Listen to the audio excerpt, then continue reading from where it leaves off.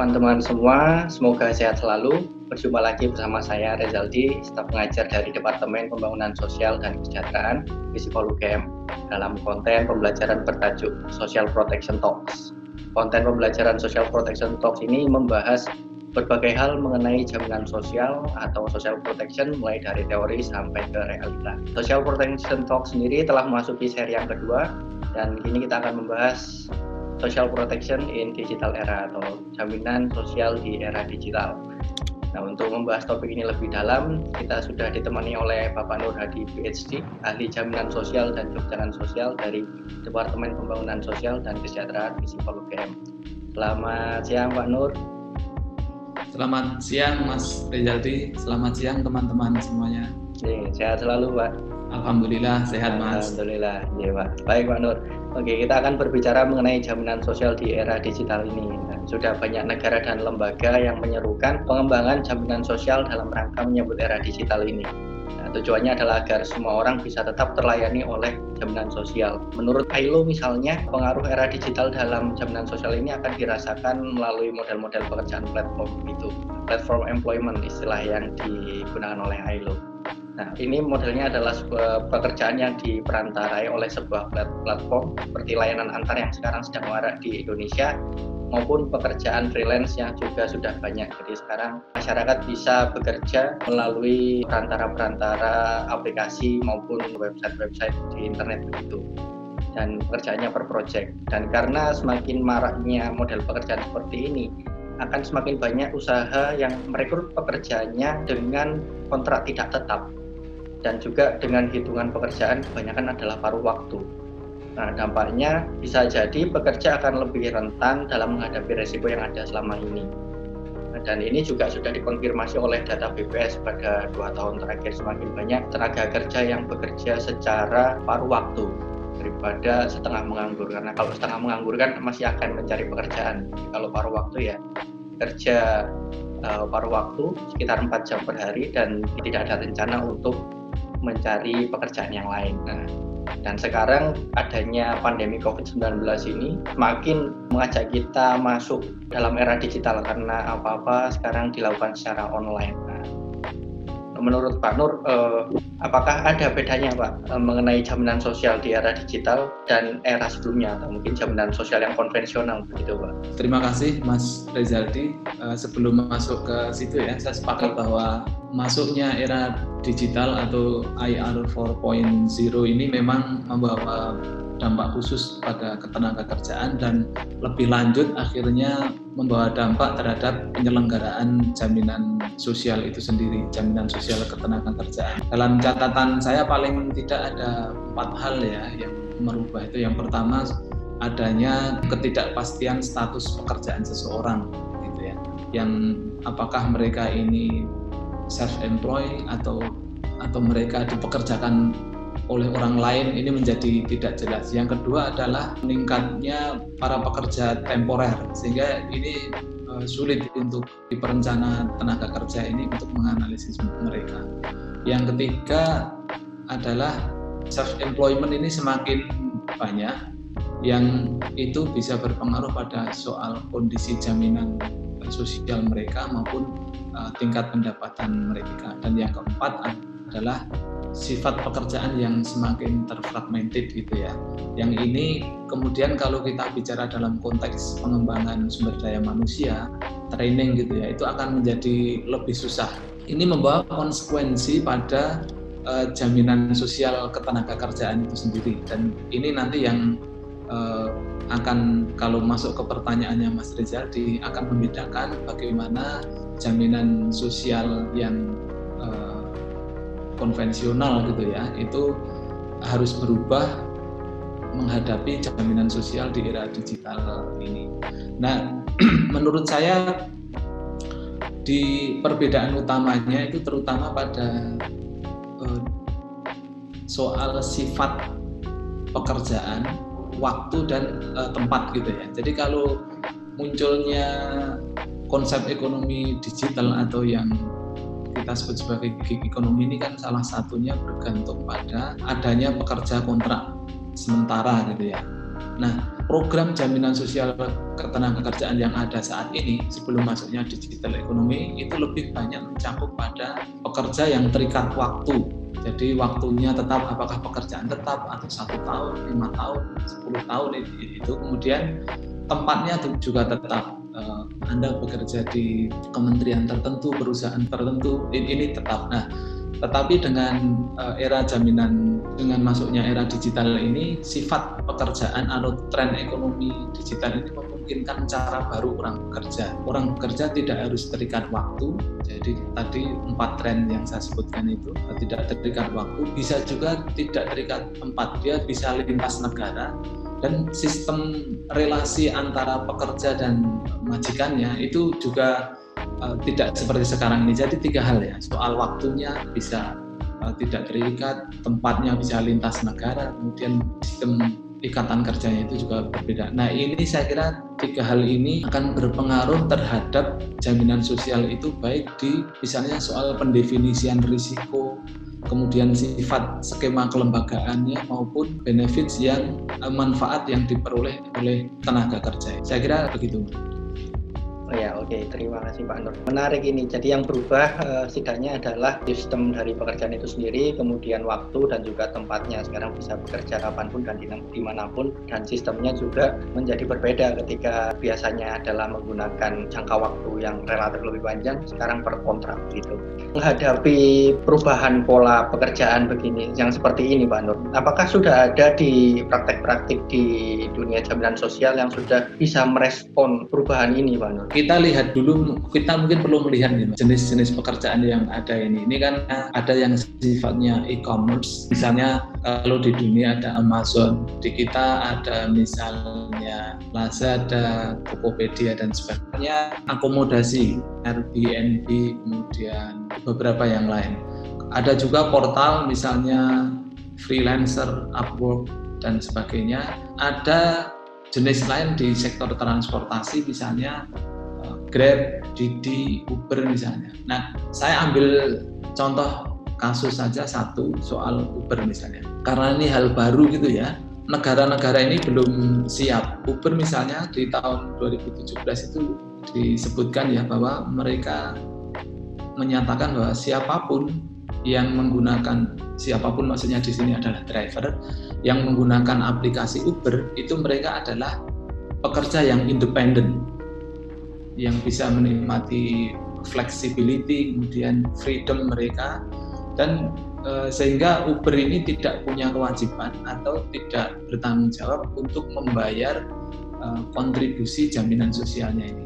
Nah, ini contoh bagaimana sebenarnya sistem ketenagakerjaan kita itu belum siap. Nah, ini mendatangkan respon berbagai pihak ya. Misalnya kalau di UK ini pokoknya harus, Uber ini harus membayar.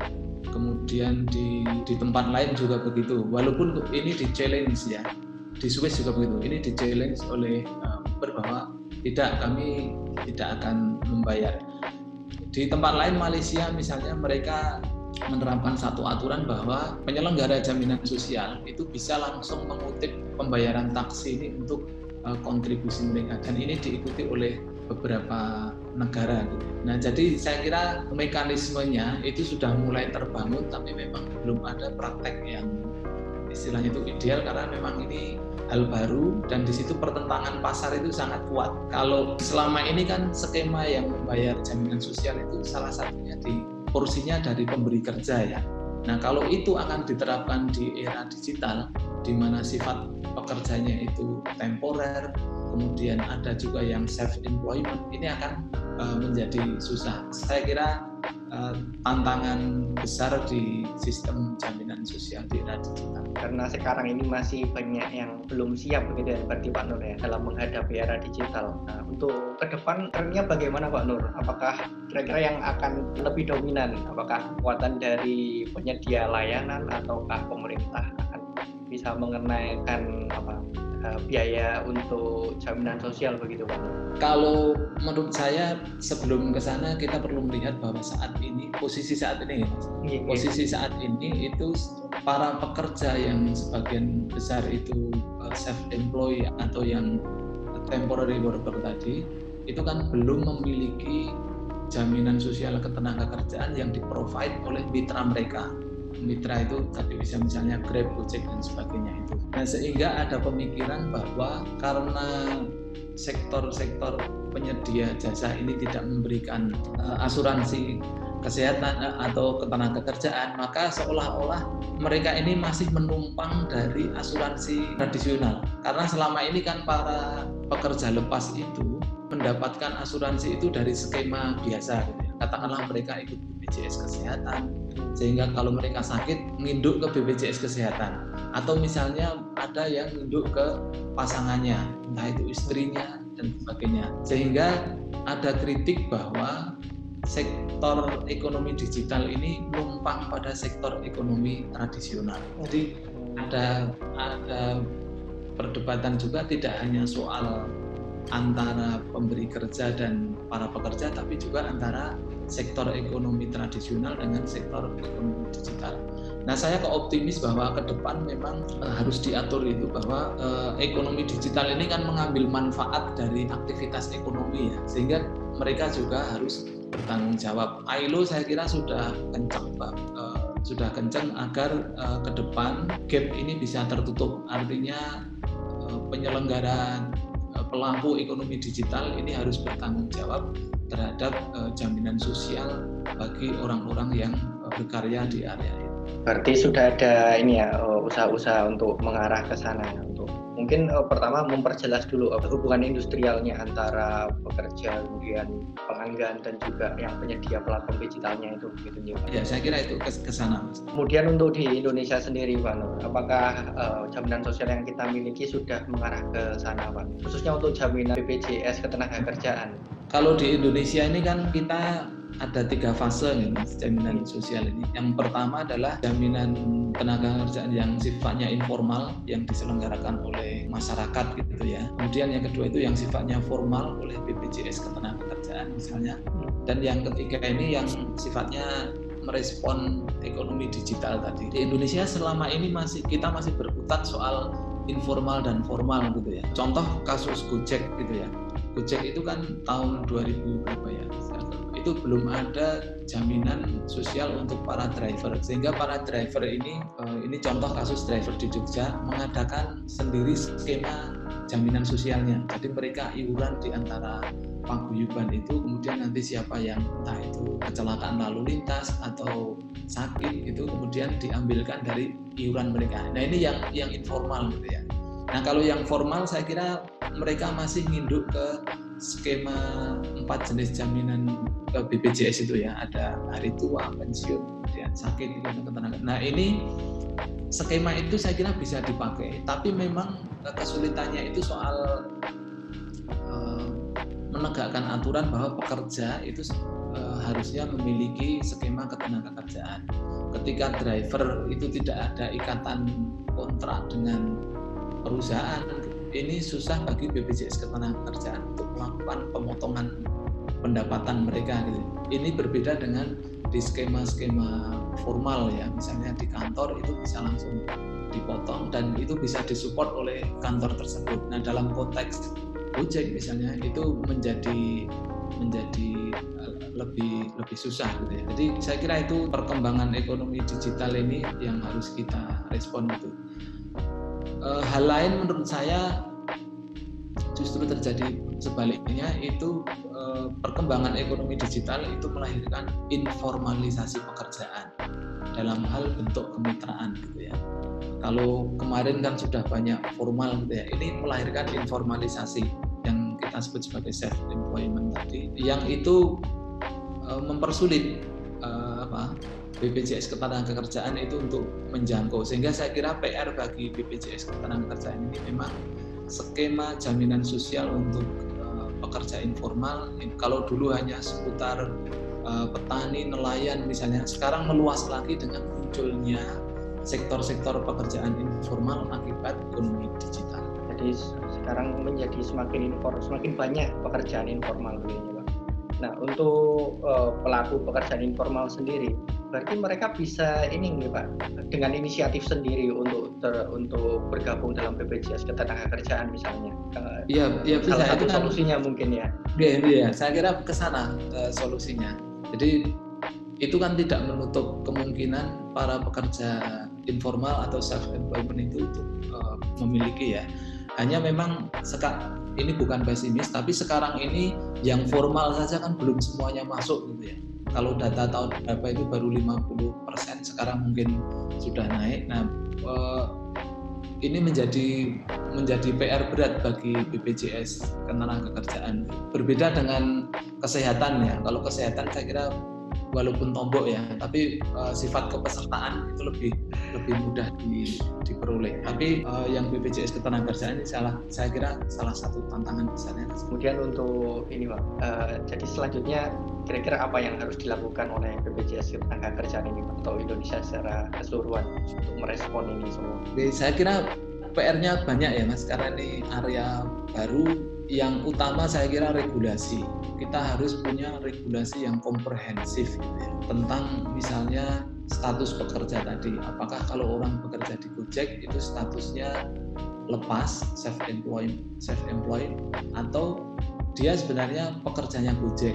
Ini yang seperti kan belum clear.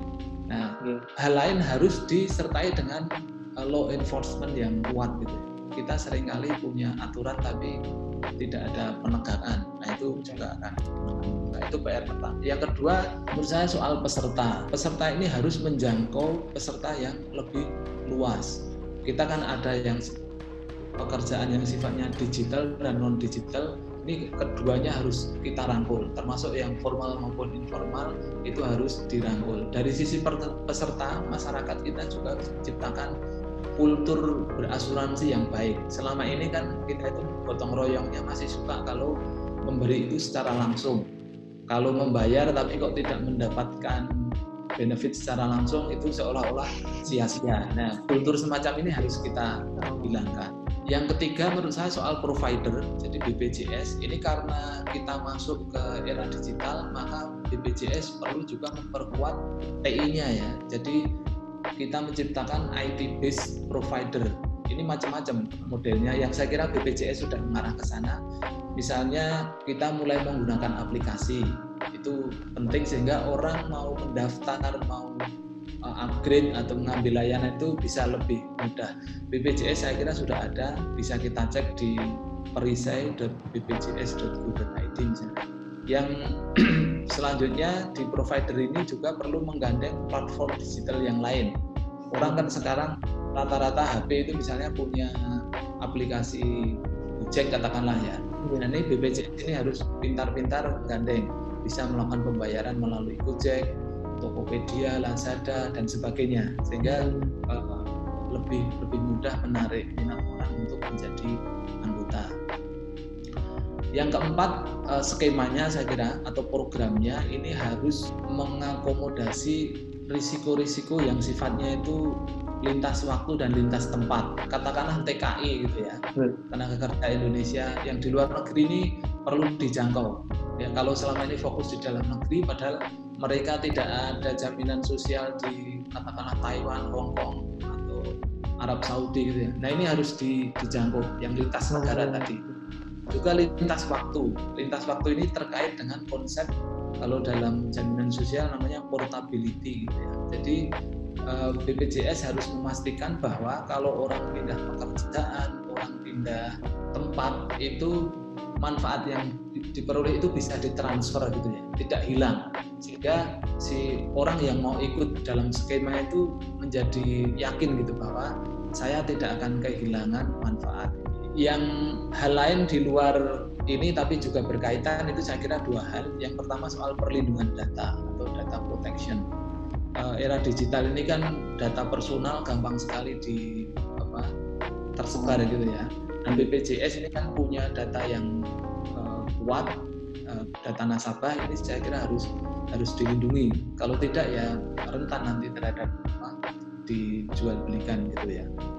Banyak kasus saya kira jual beli data personal itu. Dan yang kedua itu soal human capital development, soal pengembangan sumber daya manusia ini juga harus mengarah ke arah digital itu supaya nanti nyambung ya dengan sistem atau environment pekerjaan di era digital. Saya kira itu. Ada banyak PR sepertinya Pak Nur.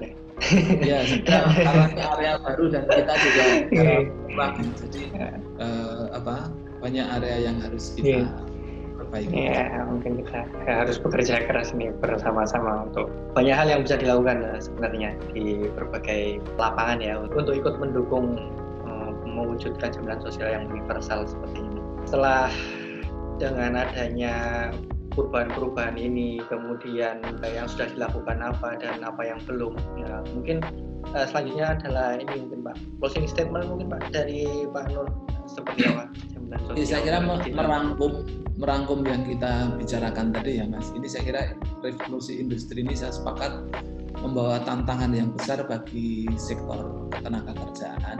Nah, itu mau tidak mau harus kita hadapi, harus disiapkan, tidak bisa menghindar gitu ya. Dan perubahan ini membawa dampak pada sektor jaminan sosial yang sifatnya tadi bisa lintas batas, lintas waktu. Negara harus menjamin bahwa area baru ini dapat memperoleh skema penjaminan sosial gitu ya. Di sisi lain, provider juga harus berinovasi dengan berbagai program dan benefit yang ditawarkan. Hal lain menurut saya bahwa tantangan besar jaminan sosial ketenagakerjaan itu bukan lagi soal isu formal dan informal, tapi juga sekarang sudah mengarah ke digital gitu ya. Yang semula tradisional face to face itu menjadi digital, baik dari sisi penyediaan jaminan sosialnya ataupun dari sisi ketenagakerjaannya. Jadi nature pekerjaannya itu. Nah, satu catatan untuk provider saya kira karena social security institutions, lembaga-lembaga jaminan sosial ini kan sebenarnya mereka tidak punya kontrol terhadap faktor-faktor eksternal yang mempengaruhi pembiayaan itu ya, sehingga saya kira mereka harus menyiapkan diri untuk bisa mempersiapkan diri bisa merangkul sektor-sektor tadi. Saya kira itu Mas. Terima kasih Pak Nur atas sharing mengenai jaminan sosial di era digital ini, bahwa era digital ini membuat kita bisa bekerja kapanpun, dimanapun, pekerjaan dari mana kita kerjakan di mana bisa, tapi itu tadi bisa berpengaruh terhadap informalisasi, jadi akan semakin sulit untuk provider jaminan sosial untuk memberikan layanan jaminan sosial untuk yang formal aja sudah, apalagi ini informal gitu. Kemudian butuh kerja keras dengan langkah-langkah yang tadi sudah disarankan oleh Pak Nur agar kita bisa menyediakan jaminan sosial yang universal di era digital ini. Mungkin demikian Pak Nur untuk diskusi kita pada video ini, Social Protection Talk seri kedua ini. Terima kasih atas inspirasinya Pak Nur. Baik, terima kasih Mas, sama-sama. Semoga bermanfaat untuk kita dan teman-teman semua. Mungkin demikian perbincangan kita pada Social Protection Talk seri kedua ini teman-teman. Semoga bermanfaat. Mohon maaf untuk segala kekurangan dan kesalahan. Sampai jumpa di Social Protection Talk seri selanjutnya. Selamat siang dan salam.